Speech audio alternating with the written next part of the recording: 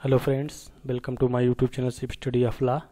Friends, आज के topic में दंड प्रक्रिया संहिता 1973 the code of criminal procedure 1973 के अंतर्गत सेक्शन 6, सेक्शन 28, 29, 30, 31, 32 के अंतर्गत न्यायालयों का वर्गीकरण, कितने प्रकार के न्यायालय संहिता में बताए गए हैं और कौन से न्यायालय कितनी साल की सज़ा दे सकते हैं और किन न्यायालयों के द्वारा कितना जुर्माना लगाया जा सकता है और जुर्माना ना अदा करने पर यानी कि जुर्माना ना देने पर कितने कारावास का दंड दिया जा सकता है, इन सब तथ्यों पर डिस्कस करेंगे। और इस टॉपिक से संबंधित जितने भी इम्पोर्टेंट प्रश्न परीक्षा की दृष्टि से हो सकते हैं, प्री एवं मेंस दोनों के पॉइंट ऑफ व्यू से, उनको भी देखेंगे। और यदि आप किसी भी राज्य की जैसे कि जुडिशरी, एपीओ या कोई भी लॉ एग्जाम्स की तैयारी कर रहे हैं तो सभी एग्जाम्स के लिए प्री एवं मेंस दोनों के पॉइंट ऑफ व्यू से आज का जो टॉपिक है बहुत ही महत्वपूर्ण होने वाला है। और साथ ही साथ आम लोगों को ये जानना भी चाहिए कि कितने प्रकार के न्यायालय हैं और कौन से न्यायालय कितनी सज़ा दे सकते हैं और कितना जुर्माना लगाया जा सकता है। यदि जुर्माना ना अदा किया जाए तो कितने कारावास का दंडादेश दिया जा सकता है, इसकी जानकारी होनी बहुत आवश्यक है। और खासकर वकीलों को तो ये जानकारी होनी ही चाहिए। तो आज का टॉपिक है सभी के लिए बहुत ही महत्वपूर्ण है और खासकर जो लोग जुडिशरी, एपीओ और एलएलबी, बीएलएलबी आदि की परीक्षाओं की तैयारी कर रहे हैं उनके लिए तो बहुत ही महत्वपूर्ण है। तो शुरू करते हैं आज के टॉपिक को। दंड न्यायालयों के वर्ग और दंड न्यायालयों की शक्तियाँ दंड प्रक्रिया संहिता 1973 की किस धारा में दी गई हैं और क्या क्या शक्तियाँ हैं, तो इसके ऊपर कुछ सिलेक्टेड और महत्वपूर्ण प्रश्न हैं, उनको देख लेते हैं एक नज़र में और उनके बाद हम लोग 1 बाय 1 उनके आंसर्स को डिस्कस करेंगे। तो पहला प्रश्न जो है कि दंड प्रक्रिया संहिता 1973 किस धारा में न्यायालयों के वर्गीकरण को बताया गया है, उसको स्पष्ट करना है। दूसरा प्रश्न है कि हाई कोर्ट उच्च न्यायालयों के द्वारा अधिकतम कितना दंड दिया जा सकता है। तीसरा जो प्रश्न है कि सेशन न्यायाधीश द्वारा कितना दंड पारित किया जा सकता है। सेशन न्यायाधीश के किन दंडादेशों में निष्पादन हेतु उच्च न्यायालय की पुष्टि आवश्यक है। ऐसे कौन से दंडादेश हैं जो सेशन न्यायालय के द्वारा पारित किए जाते हैं और उसमें उच्च न्यायालय, हाईकोर्ट की पुष्टि आवश्यक है। चौथा प्रश्न है कि मजिस्ट्रेट फौजदारी के मुकदमों में क्या क्या दंडादेश दे सकते हैं। जुर्माना देने में व्यतिक्रम होने पर मजिस्ट्रेट कितना दंड दे सकते हैं। यदि कोई व्यक्ति जुर्माना नहीं देता है, जुर्माना देने में चूक करता है, तो मजिस्ट्रेट उसके ऊपर कितने महीने का कारावास का दंडादेश दे सकते हैं। पांचवा जो महत्वपूर्ण प्रश्न है कि एक ही विचारण में कई अपराधों के लिए दोषसिद्धि होने के मामलों में मजिस्ट्रेट कितना दंडादेश दे सकते हैं। तो इन सब प्रश्नों को हम लोग 1 बाय 1 डिस्कस करेंगे और इसके अतिरिक्त जो भी प्रश्न हो सकते हैं इस टॉपिक के अंतर्गत वो भी कवर हो जाएंगे। तो जो फर्स्ट क्वेश्चन है कि न्यायालयों का वर्गीकरण, तो दंड प्रक्रिया संहिता 1973 की धारा जो 6 है उसमें दंड न्यायालयों के बारे में वो बंद किए गए हैं। तो धारा 6 के अनुसार न्यायालयों के जो वर्ग हैं वो इस प्रकार हैं। संहिता से भिन्न किसी भी विधि के अधीन गठित न्यायालयों के अतिरिक्त, जैसे कि तो संहिता के अधीन भिन्न किसी भी विधि के अधीन गठित न्यायालयों के अतिरिक्त, जैसे कि जो किसी विशिष्ट विधि के द्वारा स्थापित न्यायालय हैं। संहिता की धारा जो है 4 की उपधारा 2 एवं धारा 5 के उपबंधानुसार जो है न्यायालय हैं वो संहिता में वर्णित नहीं है, किसी विशेष विधि के द्वारा स्थापित किए गए हैं वो न्यायालय। और प्रत्येक राज्य में निम्नलिखित वर्गों के दंड न्यायालय होंगे, अर्थात उच्च न्यायालय, हाईकोर्ट धारा 474 एवं धारा 407 के उपबंधानुसार। और तीसरा है सेशन न्यायालय, जिला एवं सत्र न्यायालय। और चौथा है प्रथम वर्ग न्यायिक मजिस्ट्रेट और किसी महानगर क्षेत्र में महानगर मजिस्ट्रेट। और पांचवें जो है द्वितीय वर्ग न्यायिक मजिस्ट्रेट और छठे हैं कार्यपालक मजिस्ट्रेट। तो धारा 6 है तो इसमें 6 प्रकार के न्यायालयों के बारे में बताया गया है। परंतु जैसा कि धारा आप 6 बिहार एक्ट में पढ़ेंगे तो आपको जो यहाँ पर ये लिखा है कि किसी विशिष्ट विधि द्वारा स्थापित न्यायालय संहिता की धारा 4(2) एवं धारा 5 के उपबंध के अनुसार, तो ये जो है अंतर्निहित है, उसमें आपको स्पष्ट नहीं किया गया है। तो धारा 6 में आपको आसानी से याद रहे इसलिए हमने 6 भागों में डिवाइड कर दिया है। बेसिकली वहाँ पर आपको 4 न्यायालय ही बताए गए हैं, क्योंकि धारा 6 की उपधारा 1 के अंतर्गत हाईकोर्ट और फिर पहले में सेशन न्यायालय, दूसरे में प्रथम वर्ग मजिस्ट्रेट और तीसरे में द्वितीय वर्ग और चौथे में कार्यपालक मजिस्ट्रेट को बताया गया है। परंतु आपको याद रखने की दृष्टि से मैंने यहाँ पर सभी को स्पष्ट कर दिया है। तो धारा 6 और 6 प्रकार के न्यायालयों की बात की गई है। तो दंडादेश जो उच्च न्यायालय और सेशन न्यायालय दे सकेंगे, इस संबंध में धारा 28 जो है संहिता की, उसमें प्रावधान दिए गए हैं। तो उच्च न्यायालय के द्वारा दंडादेश, हाई कोर्ट के द्वारा कितना दंड दिया जा सकेगा। तो दंड प्रक्रिया संहिता 1973 की धारा 28 की उपधारा 1 के अनुसार उच्च न्यायालय विधि द्वारा प्राधिकृत कोई भी दंडादेश दे सकते हैं। Authorised by law any punishment, तो जो है हाई कोर्ट उनको पारित कर सकते हैं। दूसरा है कि दंडादेश जो सेशन न्यायाधीश दे सकेंगे, जिला एवं सत्र न्यायालय कौन सा दंडादेश दे सकेंगे। तो दंड प्रक्रिया संहिता 1973 की धारा 28 है, इसकी उपधारा 2 के अनुसार सेशन न्यायाधीश या अपर या अतिरिक्त, जिनको एडीजी हम लोग कहते हैं, एडिशनल, जो एडिशनल डिस्ट्रिक्ट जज होते हैं वो, और जो सेशन जज होते हैं उनको समान पावर होती है।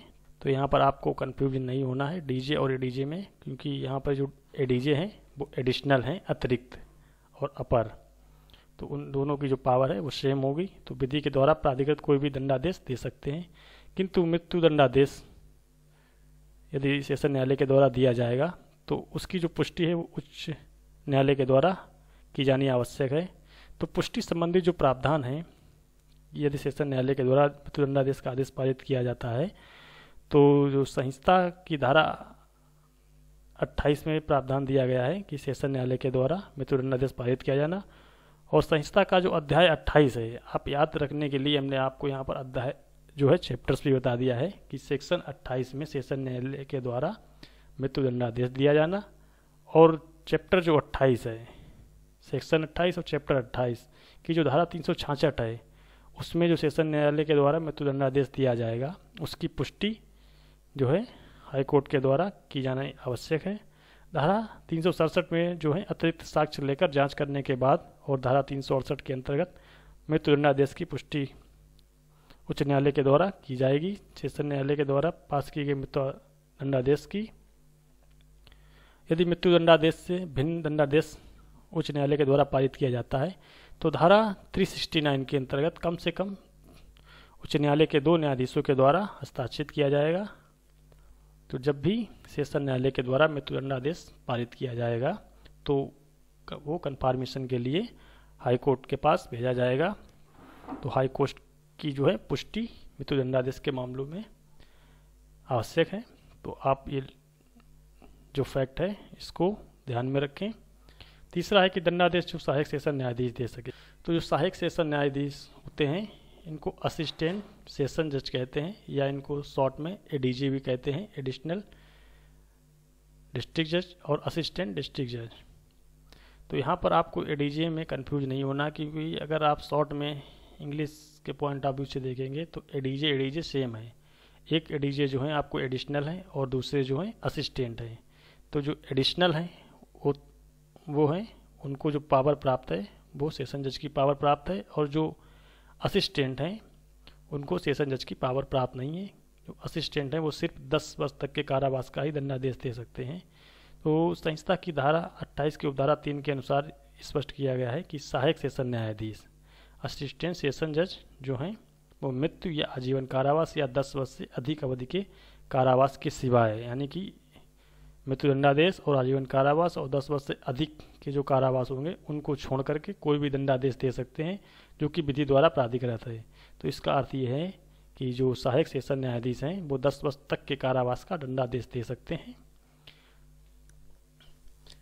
अच्छा, मजिस्ट्रेट फौजदारी के मुकदमों में क्या क्या दंडादेश दे सकते हैं। तो मजिस्ट्रेट के द्वारा क्या क्या दंडादेश दिए जा सकते हैं।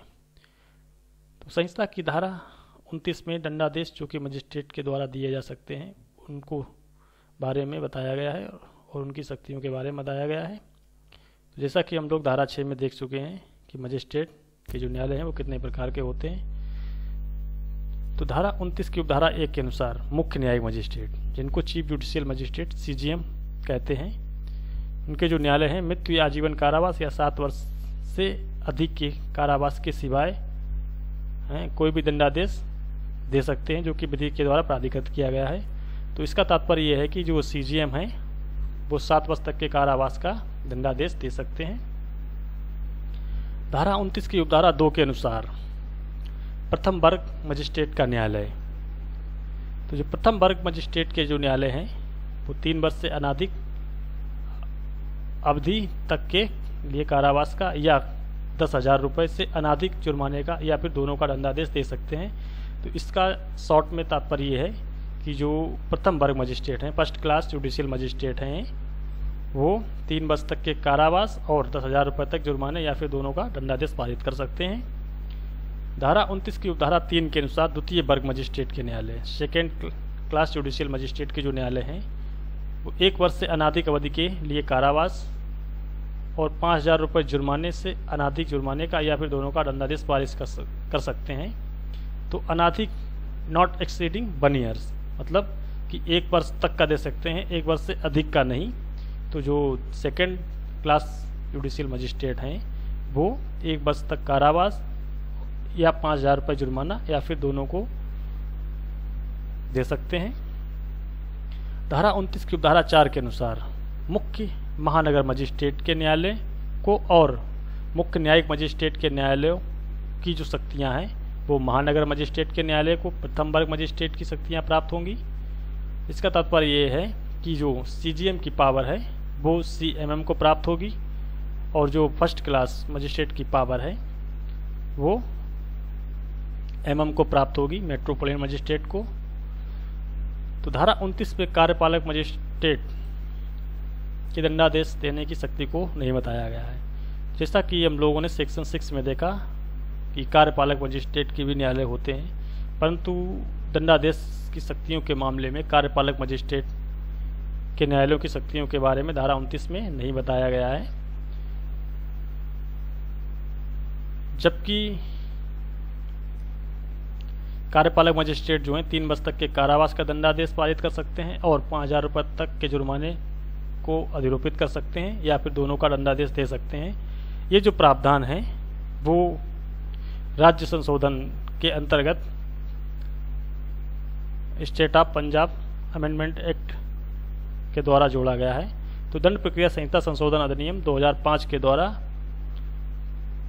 जो पंजाब राज्य संशोधन है उसमें धारा 29A जो है 1993 में जोड़ी गई थी। तो 1993 में जो 29A धारा जोड़ी गई है उसमें कार्यपालक मजिस्ट्रेट के दंडादेश के बारे में बताया गया है।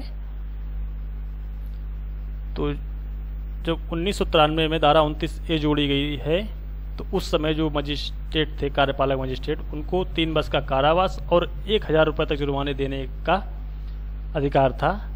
परंतु 2005 जो संशोधन हुआ है, 2005 में दंडिक संशोधन अधिनियम 2005 है, इसके द्वारा 1,000 के स्थान पर 5,000 रुपये कर दिया गया है, जो कि 23 जून 2006 से प्रभावी है। तो 23 जून 2006 से 1,000 के स्थान पर 5,000 रुपये जुर्माना कार्यपालक मजिस्ट्रेट अधिरोपित कर सकते हैं और 3 वर्ष का कारावास दे सकते हैं। तो इस स्पेसिफिक जो पंजाब राज्य है उस पर प्रभावी होता है।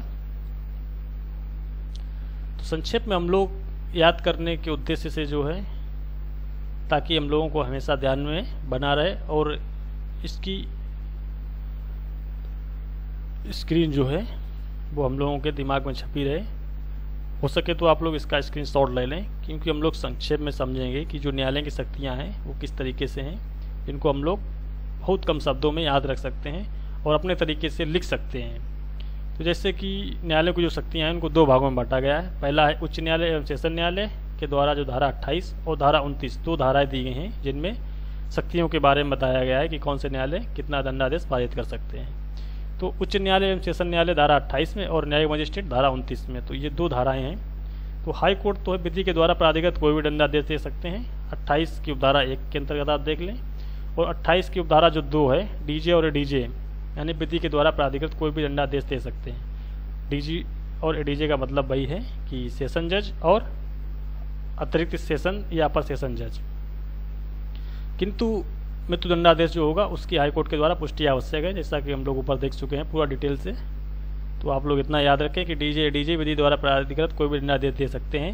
यदि जब मृत्युदंडादेश देंगे तो उसकी हाईकोर्ट के द्वारा पुष्टि आवश्यक है, इतना याद रखें। और धारा 28 की उपधारा जो 3 है वो एडीजे है, जिनको हम लोग सहायक सेशन न्यायाधीश कहते हैं, वो 10 वर्ष तक का कारावास दे सकते हैं। तो ये जो है धारा 28 की उपधारा 3 है, हाईकोर्ट और डीजे और एडीजे, तो यहाँ पे 3 दिए गए हैं। और धारा 29 में भी कुल 3 उपधाराएं के अंतर्गत ही आप याद रखें, तीनों में कवर हो जाएंगी। तो जैसे कि धारा 29 की उपधारा 1 और 29 की उपधारा 4, इसको साथ में आप पढ़ेंगे तो जो CGM की पावर है वो CMM यानी कि चीफ जुडिशियल मजिस्ट्रेट की जो पावर है, चीफ मेट्रोपॉलिटन मजिस्ट्रेट, यानी सेम पावर है। जो चीफ मेट्रोपॉलिटन मजिस्ट्रेट हैं उनको CGM की पावर दी गई है, 7 वर्ष तक का कारावास का दंडादेश दे सकते हैं दोनों CGM और CMM।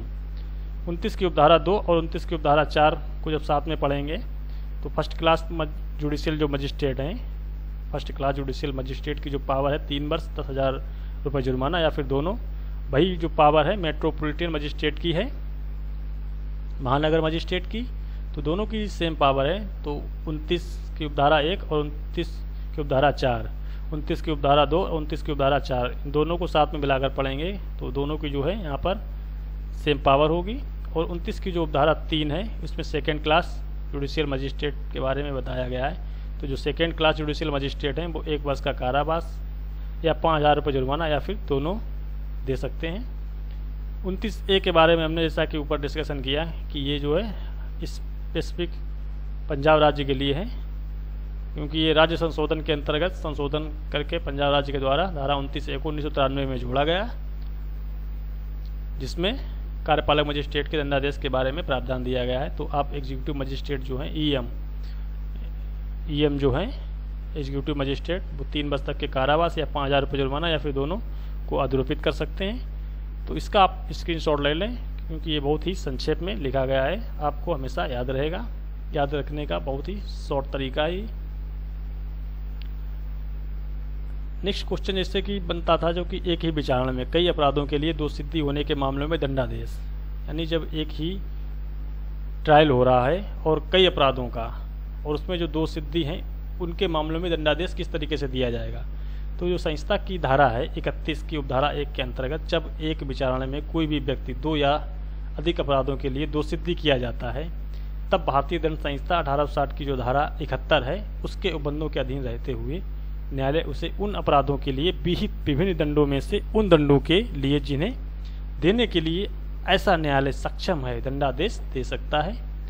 धारा 31 की उपधारा 2, दंडादेश के क्रमवर्ती होने की दशा में केवल इस कारण से कि कोई भी कई अपराधों के लिए संकलित दंड उस दंड से अधिक है जो वह न्यायालय एक अपराध के लिए दोषसिद्धि देने के लिए सक्षम है, परंतु यह किसी भी दशा में ऐसे व्यक्ति को 14 वर्ष से अधिक अवधि के कारावास के लिए दंडादेश नहीं किया जाएगा, यानी कि 14 ईयर्स से अधिक के लिए दंडादेश नहीं किया जाएगा। दूसरा है संकलित दंड की मात्रा के 2 गुने से अधिक ना होगा, जिसे कि एक अपराध के लिए देने के लिए न्यायालय सक्षम है, 2 गुने से अधिक नहीं होगा। धारा 31 की उपधारा जो 3 है, किसी सिद्ध दोष व्यक्ति के द्वारा अपील के प्रयोजन के लिए उन क्रमवर्ती दंडादेशों का योग जो इस धारा के अधीन उसके विरुद्ध दिए गए हैं एक दंडादेश समझा जाएगा। यदि न्यायालय ने यह निर्देश ना दिया हो कि ऐसे दंड साथ भोगे जाएंगे, तो वे ऐसे क्रम एक के बाद एक प्रारंभ होंगे जिनका न्यायालय निर्देश दे। नेक्स्ट जो क्वेश्चन बनता है कि जुर्माना देने में व्यतिक्रम होने पर मजिस्ट्रेट कितने कारावास का दंडादेश दे सकेंगे। तो संहिता की धारा 30 की उपधारा 1 के अनुसार किसी भी मजिस्ट्रेट का न्यायालय, कोई भी मजिस्ट्रेट का न्यायालय जुर्माना देने में व्यतिक्रम होने पर, ठीक है, इतनी अवधि के कारावास जितना कि अधिनिर्णित कर सकता है, जो कि विधि के द्वारा प्राधिकृत है, परंतु ये अवधि जो है वो धारा 29 के अधीन मजिस्ट्रेट की शक्ति से अधिक नहीं होगी। जहां कारावास मुख्य दंडादेश के भाग के रूप में अभी निर्धारित किया गया है, वहां वह मजिस्ट्रेट उस कारावास की अवधि के 1/4 यानी कि चौथाई भाग से अधिक नहीं होगी, जिसको मजिस्ट्रेट उस अपराध के लिए ना कि जुर्माना देने में व्यतिक्रम होने पर दंड के तौर पर देने के लिए सक्षम है। तो धारा 30 की उपधारा 2 के अंतर्गत जो है अभिनिर्णित कारावास उस मजिस्ट्रेट के द्वारा धारा 29 के अधीन अधिनिर्णित की जा सकने वाली अधिकतम जो अवधि है उसके कारावास के मुख्य दंडादेश के अतिरिक्त हो सकता है, ठीक है, उसके अतिरिक्त होगा।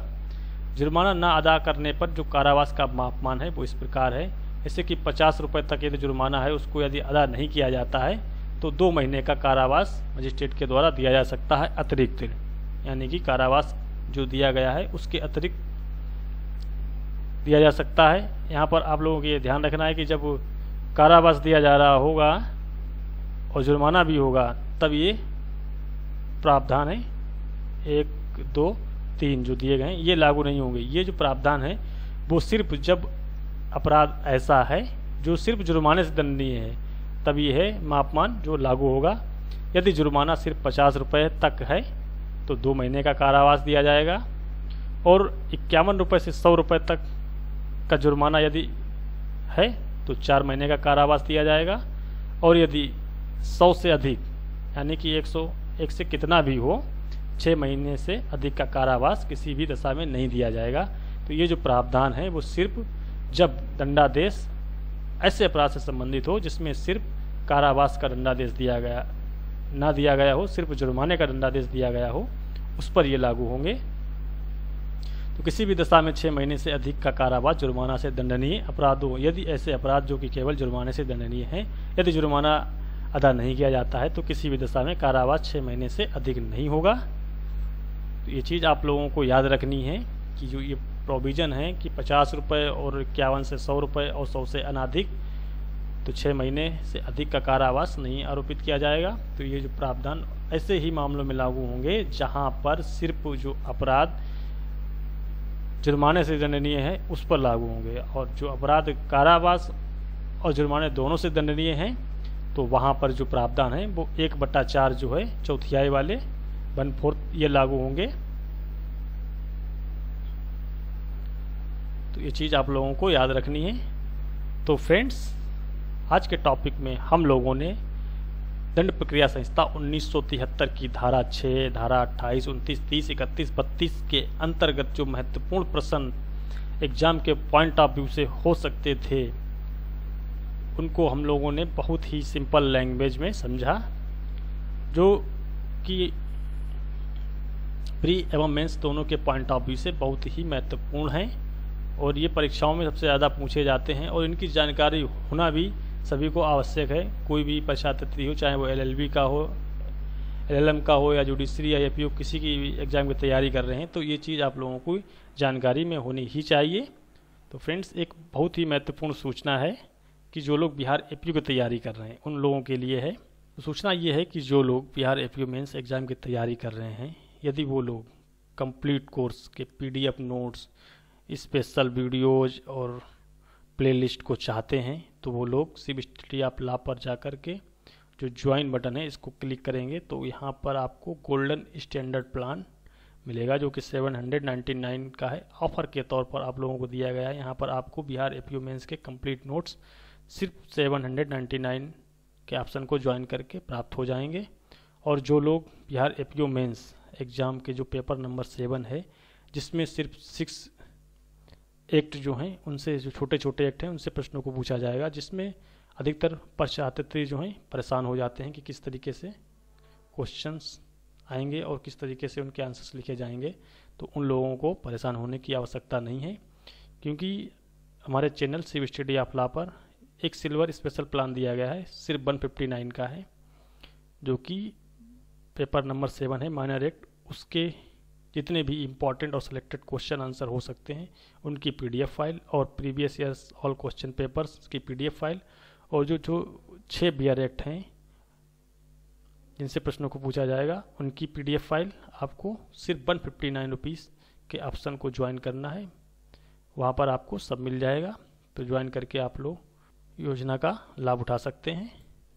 और जिन लोगों को कोई प्रॉब्लम हो तो वो लोग अबाउट में जाएंगे तो यहाँ पर आपको हमारा मोबाइल नंबर मिल जाएगा 9935520703। ये व्हाट्सएप नंबर है, इस पर आप मैसेज के द्वारा कोई भी आपकी क्वेरी है तो उसको पूछ सकते हैं।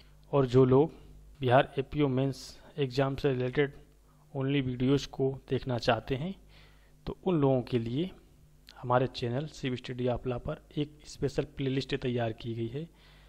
तो उन लोगों को करना क्या है, सिर्फ प्लेलिस्ट के ऑप्शन पर जाना है। जैसे ही प्लेलिस्ट के ऑप्शन पर जाएंगे तो आपको यहाँ पर बिहार APO मुख्य परीक्षा मेंस एग्ज़ाम कंप्लीट मटेरियल है ओनली फॉर बिहार APO की प्लेलिस्ट मिल जाएगी। इसको जैसे ही आप प्ले करेंगे आपके सामने यहाँ पर साइट में कंप्लीट प्लेलिस्ट ओपन हो जाएगी, जहाँ पर आपको सिर्फ बिहार एपीओ मेंस एग्ज़ाम के वीडियोज़ ही मिलेंगे, जिनको आप 1 बाय 1 करके देख सकते हैं और अपनी तैयारी को बेहतर बना सकते हैं। तो फ्रेंड्स, आज के टॉपिक में इतना ही। मिलते हैं आप लोगों से नेक्स्ट टॉपिक में। तब तक के लिए bye bye and take care. जय हिंद, जय भारत।